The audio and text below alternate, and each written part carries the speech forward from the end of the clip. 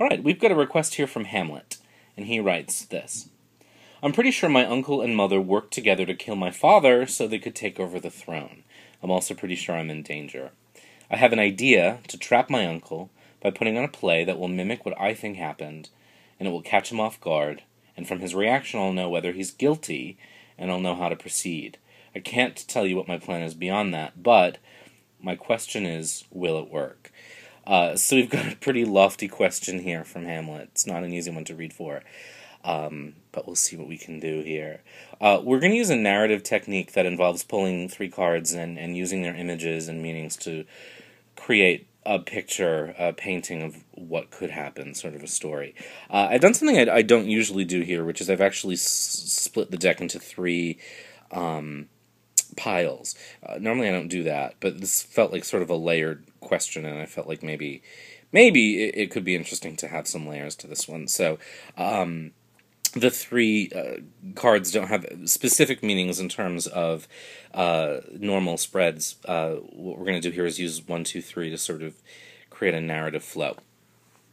So we'll see what we start with here. So the first thing that we've got is the Queen of Pentacles, and then we've got the Queen of Swords, and the Ace of Pentacles. So this is interesting. In a way, sort of read this as a sentence. And if I were to read this as a sentence, it's pretty straightforward to me, actually. Sometimes I like to go into a lot of detail, but in this case I feel like it's actually fairly straightforward. So in the Queen of Pentacles, I feel like we have a plan that we've created and contemplated. And the reason that I say that is sort of the way the Queen of Pentacles here just considers her coin there, her pentacle. It's a queen that's sort of big on consideration here.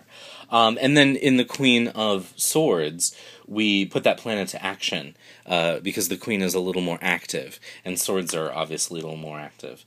And then we wind up with the Ace of Pentacles, and this sort of seems like we consider the plan, we put it into action, and it pays off its dividends. And normally I don't make things this simplistic, but it feels like that's all there is to it, that we create the plan, we put it into action, and it works. So it seems like, yes, this plan will work.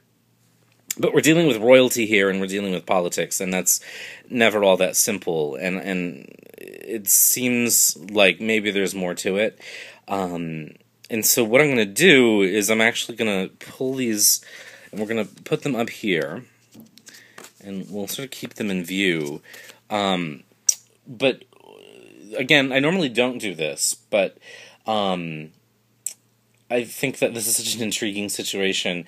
My instinct is telling me that if we go a little deeper, it might be good. So we'll see what sort of lies underneath, sort of next. So we've got the 9 of Pentacles. We've got transformation here, but normally death, and then we've got the Page of Swords. So this this again is interesting, and I think it is a deeper level here. And the story, as I see it, is this: is that as we sort of bask, and mostly working from pictures here, not even normal meanings, but as we sort of bask in the dividends of this ace, from this plan that we created, there's sort of a storm brewing that we're not really seeing, but it's going to lead to a clash. And I'm saying this because if we look at the way that Death and the Page of Swords are facing off against each other, almost in battle, so there's a confrontation as a result of this plan, and what's interesting is that there's people getting caught in the middle of it.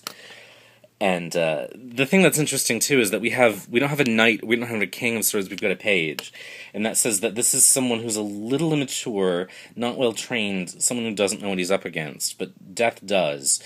Death's pretty confident, and we have a page here with a sword, sort of facing an adversary who doesn't even need a weapon. He is a weapon. Death is also in the Major Arcana, so it not only indicates strength, but also sort of a depth and severity.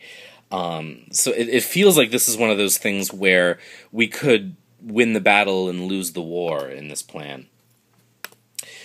And it's hard to escape the fact that the death card appears here in a narrative that involves battle. And we know that the monarchy, isn't always kind to dissenters for Hamlet. So this is... so the plan might work, but we might not end up where we want to be. And so I don't like to end on such a downer. So maybe there's an alternative that we can explore. So maybe we can peel off another layer. So we'll put these down here. Then we'll explore this next layer as an alternative. So we've got the Six of Cups, we've got the Wheel of Fortune, and we've got the Knight of Cups. Interesting. So this is a very different narrative from the sort of more dangerous and severe one we've got down here. And I think this counsels maybe a more cautious path.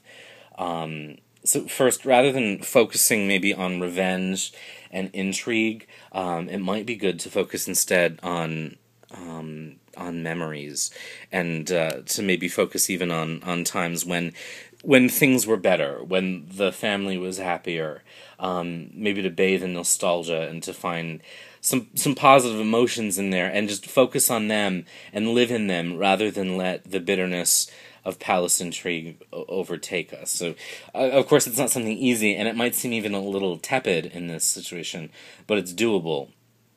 And then the Wheel of Fortune here is interesting because it I think, again, this is maybe a little simplistic, but it seems to say that sort of old cliche of what goes around comes around. It reminds us that there's a cycle to things, and that if Hamlet's theories are true and his uncle is complicit in his father's death, then the Wheel of Fortune is going to turn, and there's going to be revenge just sort of naturally happening for the king anyway.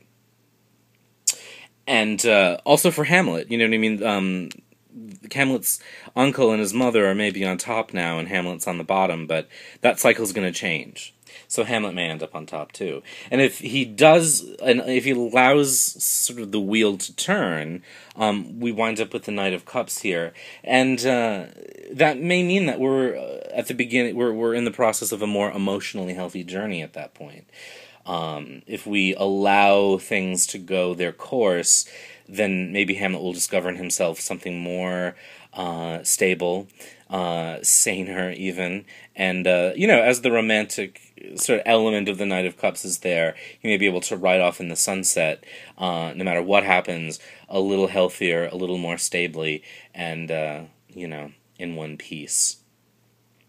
And who knows, the Knight of Cups is one of the more romantic figures in the deck, so maybe there's some romantic element to Hamlet's life that he's not necessarily thinking about right now, but that may end up being a focus for him instead, and once he's back on top, that will come to the fore.